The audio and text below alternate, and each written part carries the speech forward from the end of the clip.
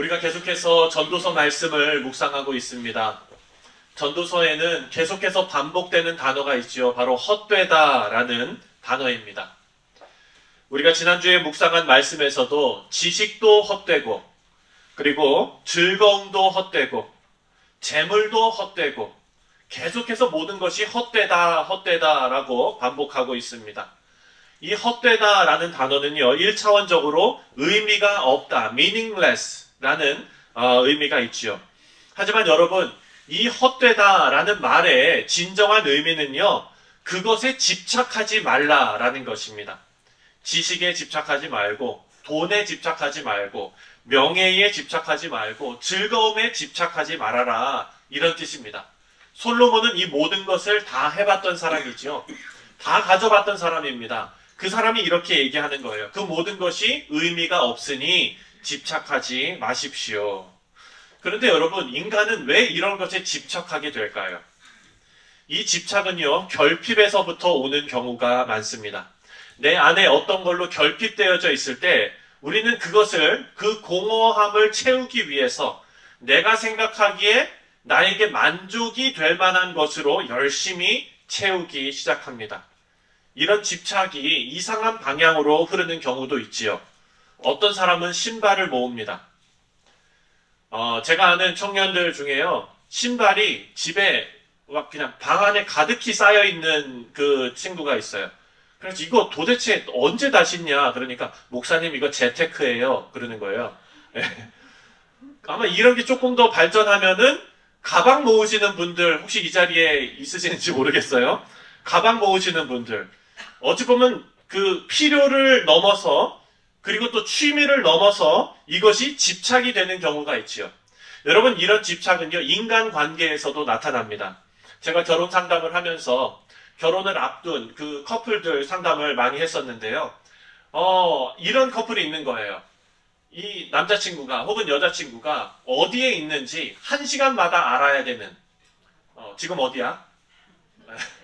그 문자에서 바로 이렇게 나 어디야? 그러면은 이따가 어디 도착하면은 또 문자해. 이런 식인 거예요. 그러니까 그 상대방은 숨이 막혀 오는 거죠.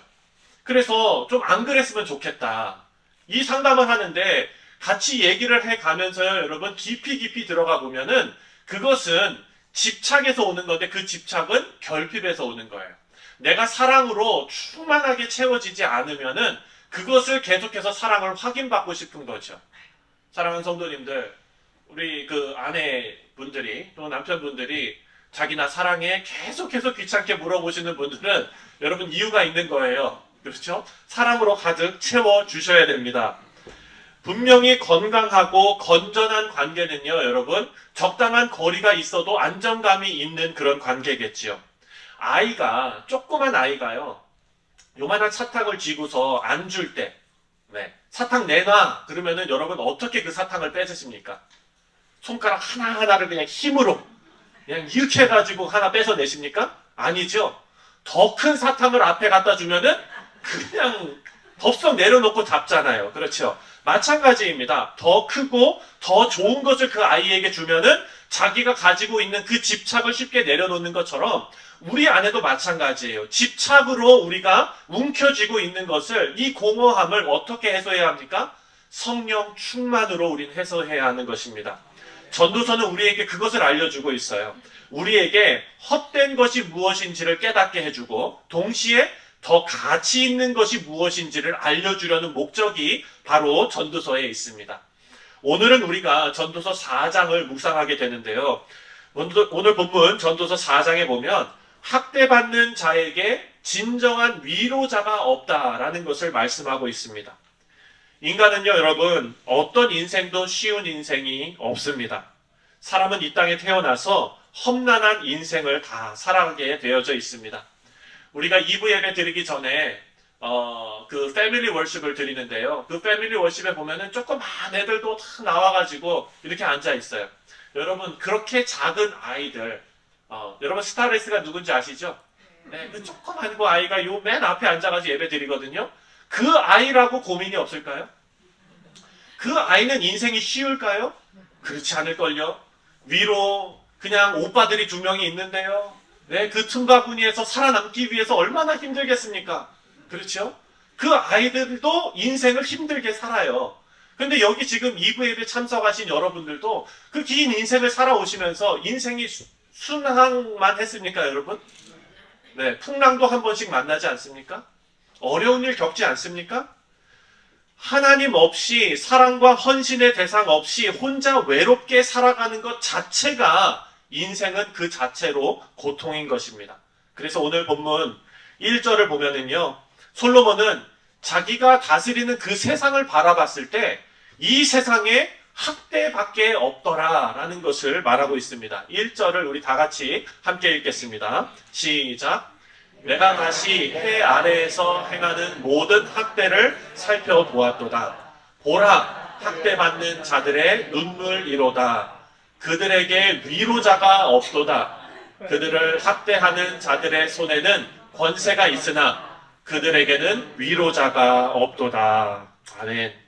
1절을 보니까 보았다라는 말이 있습니다. 보았다. 여러분, 전도서를 우리가 묵상해 가면서 보았다, 보라 이런 단어가 참 많이 나옵니다. 보라라는 단어, 보았다라는 단어는요, 그냥 눈으로 슬쩍 보다가 아니라 집중해서 보았다, 집중해서 관찰했다라는 의미의 단어입니다. 솔로몬이 자신이 다스리는 그 나라를 집중해서 살펴보았을 때 학대라는 단어만 그 세상을 표현할 수 있었다라는 거예요. 여러분, 학대가 무엇입니까? 학대하면 떠오르는 게 뭐가 있어요? 아동학대, 노인학대, 이런 학대. 사랑하는 성도님들, 학대는요, 자신의 이익을 위해서 다른 사람의 권리나 인격을 무참하게 짓밟는 일이 바로 학대입니다. 학대가 발생하는 이유가 무엇일까요? 그것은 자기 욕심 때문이죠. 자기 이익에 집착하는 거예요. 사랑하는 성도님들, 모든 일의 원인이 뭐라 그랬죠? 집착이라고 했죠. 예. 이 집착하는 사람들이 모여있는 곳이 바로 이 사회이기 때문에 이 사회가 학대가 가득한 사회가 될 수밖에 없는 것입니다. 힘이 있는 사람들이 힘 없는 사람들을 도와서 더불어서 잘 살아야 되는데 그 가진 힘으로 약자를 괴롭히고 힘 없는 자들을 약탈해서 자신의 힘을 더 크게 하는 일이 바로 학대입니다. 솔로몬은 지혜의 왕 아닙니까? 그 지혜를 누가 주셨습니까? 하나님께서 주셨죠. 하나님의 지혜로 다스리는 그 나라조차도 정의로운 나라가 되지 못했다는 거예요. 자기가 애쓰면서 정의롭게 이렇게 이 사회를 만들려고 노력했을 거예요. 그런데 솔로몬은 현실에 부딪혔습니다. 그래서 솔로몬이 이렇게 고백합니다. 2절입니다. 다 같이 읽습니다. 시작. 그러므로 나는 살아있는 산 자들보다 죽은 자들을 더 복되다 하였으며, 이 얘기가 뭡니까? 여러분, 어르신들이 하는 몇 대 거짓말 있잖아요. 그렇죠? 그 중에 뭐예요? 아이고, 내가 그렇죠. 빨리 죽어야지. 네. 어르신들이 하는 몇 대 거짓말 중에 하나래요. 그런데 여러분, 그런 말씀을 왜 하실까요? 마음에 없는 이야기는 아닐 거예요. 왜냐하면 지금 살아가는 게 힘든 거예요. 네. 힘드니까 차라리 빨리 죽으면 더 편하지 않을까 하는 생각을 하는 거죠. 솔로몬이 바라본 세상이 그랬다는 거예요. 그냥 살고 있는 자체가 너무나 힘들겠다라는 거죠. 그래서 솔로몬은 사는 것보다 죽는 게 더 낫다 이렇게 말합니다. 솔로몬 본인 자체가 절망에 빠져 있는 것입니다. 그런데 여러분, 이 문제를 해결하는 시발점, 이 문제를 해결하는 그 시작점이 어디냐? 바로 내가 어디 있는지, 내가 지금 어떤 상황에 있는지를 아는 것이 제일 중요합니다. 예를 들어서 제가 우리 여기 앞에 계시니까 이태규 장로님을 저희 집에 초대를 했다고 한번 생각해 보십시오. 근데 장로님이 저희 집 오는 길을 몰라요. GPS도 없어요. 그렇다면은 오시다가 길을 잃어가지고 저한테 전화를 했어요. 그러면 제가 제일 먼저 물어보는 게 뭘까요? 그렇죠. 장로님 지금 어디세요? 이거잖아요. 왜냐하면 길을 잃은 데서 길을 찾기 위해서는 내가 지금 어디 있느냐가 중요한 거예요. 그렇죠. 그래서 장로님, 거기시구나. 그러면은요, 거기에서 노던을 타시고 어디로 오시면 돼요. 이렇게 되는 거죠. 지금 솔로몬은 자기가 절망 가운데 현실의 벽에 딱 부딪혔어요. 그런데 여러분, 그것이 오히려 잘 된 거예요. 왜냐하면 거기에서부터 어떻게 하면 의미 있는 삶을 살 수 있을지를 이제 나올 수 있는 시작점이 된 것입니다. 문제의 해결은 나의 시선이 땅에 있는 문제로부터 하늘에 계신 하나님께로 옮겨질 때 그 문제의 해결이 시작될 수 있는 것입니다. 솔로몬은요, 이 세상을 바라보면서 진정 위로해 줄 수 있는 위로자가 없다는 사실을 발견했습니다. 여러분, 지금 우리가 이 건물을 빌려서 예배드리고 있지 않습니까? 여기가 어딥니까? KCS죠. 한인 봉사센터잖아요. 그렇죠? 여기는 뭐 하는 데예요? 돕는 곳이에요. 봉사하는 곳이에요.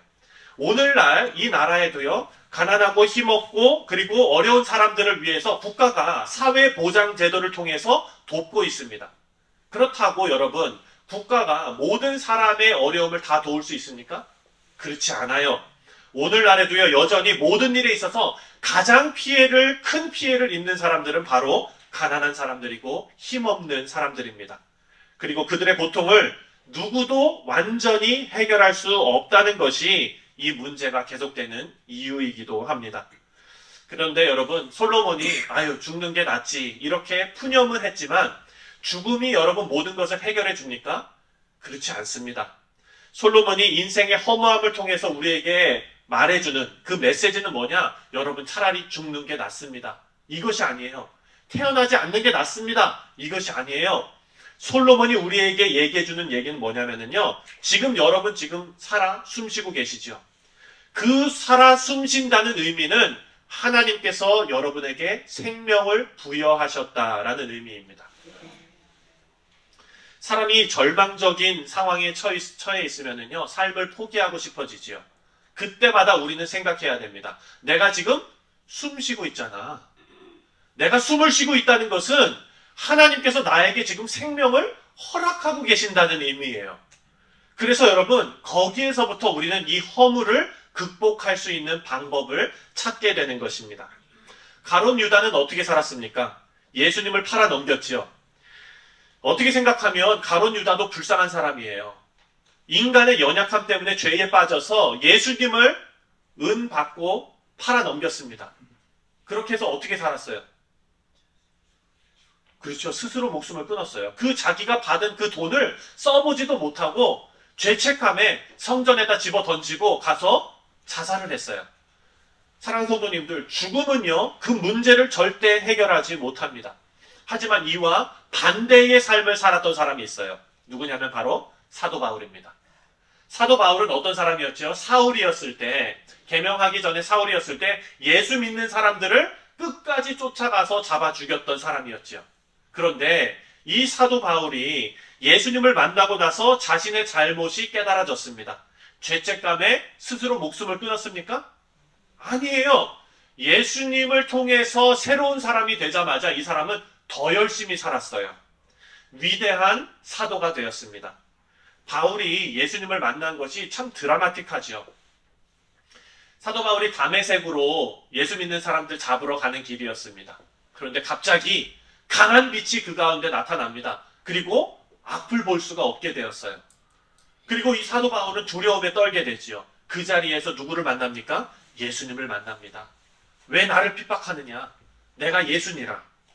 사도 바울은요, 그때 그 인생이 뒤집어집니다.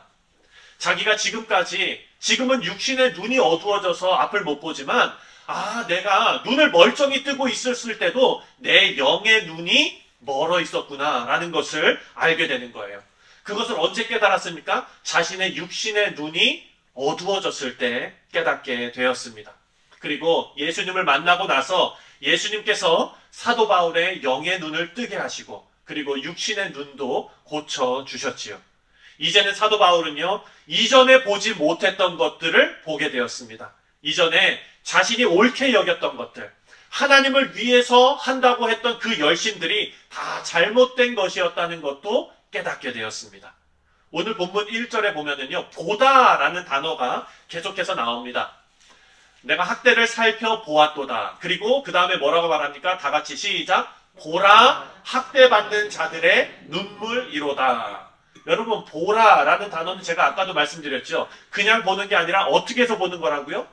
집중해서 보는 거라고 했잖아요. 또 오늘 본문 말씀에 뭐라 그러냐면 뭐를 집중해서 보래요? 학대받는 자들의 눈물을 집중해서 보라라고 말씀하고 계세요. 사랑하는 성도님들, 어떤 목사님께서 이렇게 설교하시는 것을 제가 들었습니다. 제가 그 설교에 너무나 은혜를 받았는데요. 뭐라고 얘기하시냐면 길거리의 노숙자들이 그저 풍경이 되면 그들을 볼 수가 없대요. 다시 말씀을 드립니다. 사도행전에서 나오는 베드로와 요한이 성전 미문에 앉아있던 그 장애인을 여러분 기억하시죠? 거지였어요. 네. 그 다리에 힘이 없어서 일어나질 못하고 거기에 앉아서 구걸하는 자였죠. 그런데 여러분 그 사람은 항상 거기에 있었어요. 항상 거기에 있었기 때문에 그 사람은 성전 미문 앞에 있는 그저 풍경이었던 거예요. 그런데 그 사람이 풍경이었을 때는 아무도 그 사람에게 집중하지 않고 아무도 그 사람에게 관심을 갖지 않았습니다. 하지만 베드로와 요한이 그 성전 미문 앞에 앉아있는 그 장애인에게 다가가서 말을 걸었죠. 뭐라 그랬습니까? 은과 금은 내게 없습니다. 하지만 내게 있는 것으로 너에게 주노니 즉 나사렛 예수 그리스도의 이름으로 일어나 걸으라 그랬더니 어떤 일이 벌어졌어요? 기적이 일어났어요. 기적이 일어났어요. 그 사람은요 풍경에 지나지 않았습니다. 모든 사람이 관심을 안 갖는 사람이었어요. 그런데 베드로와 요한이 그 사람에게 말을 건넸을 때 그 풍경이 그곳에 사건이 되었습니다. 그리고 그 사건이 일어났을 때 그곳에 기적이 일어난 것입니다. 사랑하는 성도님들, 이 말씀에서 우리는 두 가지를 기억해야 합니다. 첫 번째, 우리가 베드로와 요한의 입장에서 우리의 삶을 한번 바라보아야 한다는 것입니다. 우리는 우리의 시야가 좁아지면은요, 여러분, 자기가 내 삶, 내 문제에만 집중하게 됩니다. 그런데 이 시야가 조금만 넓어지면은요, 나 아닌 다른 사람을 보게 돼요. 그리고 그 시야가 점점 넓어지면은요, 이 세계를 보게 되고, 전 세계를 보게 되고, 하나님의 세계를 보게 됩니다. 사랑하는 성도님들, 우리는 시야가 넓어져야 하는데 그 시야를 넓힐 수 있는 방법이 딱 하나예요. 뭐냐면 바로 내 결핍을 채우는 것입니다. 하나님으로 내 결핍이 채워졌을 때 이제는 내 인생뿐만 아니라 다른 사람의 인생도 돌아보게 돼요. 사랑하는 성도님들, 지난주에 우리가 뭐를 위해서 기도했죠? 우리 그 색소폰, 네, 앙상블, 거기에 제가 갔었거든요. 너무 멋있더라고요. 네, 거기 혹시 오셨던 분 계세요? 네, 아마 다 오셨었고 기도하셨고 이렇게 하셨을 거예요. 근데 거기가 무슨 콘서트냐면 사랑 나눔 콘서트였어요. 우리 지금 선교하고 있는 니칼라가와 그리고 캄보디아를 위해서 선교하는 것이에요. 사랑을 어떻게 하는 곳이에요? 나누는 곳이에요. 그 자리에 왜 그런 일을 할까요? 시야가 좁혀져 있다면 지금 나 먹고 살기 바쁘거든요, 여러분. 네, 지금 내 생활 바쁘거든요. 근데 여러분 왜 이렇게 선교를 하시고 교회에 나와서 봉사하시고 또 이번 주 토요일에 또 있잖아요. 또 네? 뭐예요? 뉴욕 기독교 예술 선교회 그거 또 있어요. 지금 왜 이렇게 일을 자꾸 벌리십니까, 여러분? 힘들어 죽겠는데 왜 이렇게 일을 벌리세요? 여러분 혼자도 지금 살기 힘든데 왜 이렇게 선교하세요? 여러분 왜 이런 일을 하세요? 왜 그럽니까? 시야가 넓어졌기 때문이에요. 내가 성령으로 채워졌기 때문이에요. 그래서 나의 결핍보다도 이것이 다 채워지니까 나의 넉넉함이 아브라함의 복처럼 흘러 넘쳐서 다른 데로 가게 되는 것입니다. 사랑하는 성도님들, 이 일에 누가 부름받았습니까? 우리가 부름받았습니다. 두 번째로 생각해야 될 것은요, 우리가 장애인의 입장이었다는 것을 꼭 생각해야 합니다. 왜냐하면 우리는 영적으로 성전 미문 앞에 아무런 소망 없이 그저 풍경이 되어버렸던 사람이었습니다. 우리는 이 땅에서 아무런 소망이 없던 사람이었어요. 인간 스스로 구원할 수 있어요? 구원할 수 없기 때문입니다. 우리를 죄의 권세로부터 아무도 도와줄 수 없었다는 거예요. 위로자가 없었어요. 그래서 솔로몬이 그렇게 얘기하잖아요. 차라리 죽는 게 낫다라고, 소망 없는 나라다라고 얘기하지 않습니까? 우리가 그런 인생이었습니다. 그런데 그 수많은 죄인 중에 하나로 고통받고 있는 풍경 중에 하나였던 우리가 인생의 사건이 일어났습니다. 예수 그리스도께서 우리에게 찾아오셔서 말을 걸어주셨어요. 그래서 우리의 삶 가운데 사건이 발생했고, 그리고 그 일생 이때의 사건을 통해서 그리스도를 알게 되고 구원을 얻게 되고 복음을 접하게 되고 이 자리에 앉아서 하나님을 찬송하며 예배드리시게 된 것입니다. 사도 바울에게 찾아오신 예수님처럼 우리 인생에도 예수님께서 찾아오셔서 이 아침에 우리가 하나님을 찬송하며 예배할 수 있게 되었습니다. 하지만 여러분, 그렇게 됐다고 여러분의 매일의 일상이 어려움 없는 일상이 되었습니까? 그렇지 않아요. 우리 일상에서도 계속해서 어려운 일이 발생합니다. 그런데 되게 신기한 건 뭔 줄 아세요, 여러분? 똑같은 상황이거든요. 상황 자체는 바뀌지 않았어요. 현실은 바뀌지 않았는데요. 어떤 날은 그게 견딜만 하고요. 어떤 날은 죽겠고요. 어떤 날은 다 이길 수 있을 것 같고요. 어떤 날은 다 죽을 것 같아요. 이게 왜 그럴까요? 바로 우리의 시야 때문입니다. 사는 게 힘들게 느껴집니다. 일하는 것도 힘들게 느껴집니다. 보람 없는 것 같습니다. 심지어 교회에서 신앙생활하는 것도 못할 짓으로 생각될 때가 있어요. 아우, 교회도 다 문제야, 다 문제. 그리고 교회가 제일 문제야. 이렇게 얘기하시는 분들도 계세요. 그 왜 그렇습니까? 시야가 좁아진 거예요, 사랑하는 성도님들. 시야가 좁아지는 현상이 계속되면은요, 솔로몬이 이야기한 것처럼 해 아래를 계속해서 바라보면 헛된 것만 보이게 되는 것입니다. 여러분, 교회에서 신앙생활하는 게 힘들어지고, 내가 지금 직장생활하는 게 힘들어지고, 인생이 의미 없어질 때는 여러분 어디를 바라보셔야 됩니까? 그렇죠. 하나님을 바라보셔야 돼요. 해 아래를 바라보지 마시고 해 위에 계시는 하나님을 바라보시기를 주님의 이름으로 축원드립니다. 사랑하는 성도님들, 힘들 때 우리는 하나님을 붙잡아야 합니다. 견월지망이라는 사자성어가 있습니다. 제가 아는 몇 안 되는 사자성어입니다. 저는 한자를 잘 몰라요. 네, 그래서 그게 무슨 얘기냐면은 손가락으로 달을 가리켜면서 이렇게 보는 거예요. 여러분, 달을 바라볼 때 저기 저 달을 보세요 할 때 여러분 달을 봐야 됩니까? 여러분 손가락을 봐야 됩니까? 달을 봐야 되는 거죠. 우리 교회 여러분, 이제 아까 우리 장로님께서 기도 중에도 우리가 같이 기도했지만 이제 그 건축 허가 받기 위해서 또 서류가 들어갔잖아요. 아유, 이거 또 언제 하나 이거. 그거는 여러분 지금 뭐 보는 거예요? 손가락 보는 거예요, 손가락. 그렇죠? 지금까지 여러분 우리 손가락만 봤습니까? 아니에요. 그 뒤에서 일하시는 달과 같은 하나님을 바라봤지 않습니까? 그렇게 문제 뒤에 있는 것을 바라볼 때 우리의 시야가 넓어질 수밖에 없습니다.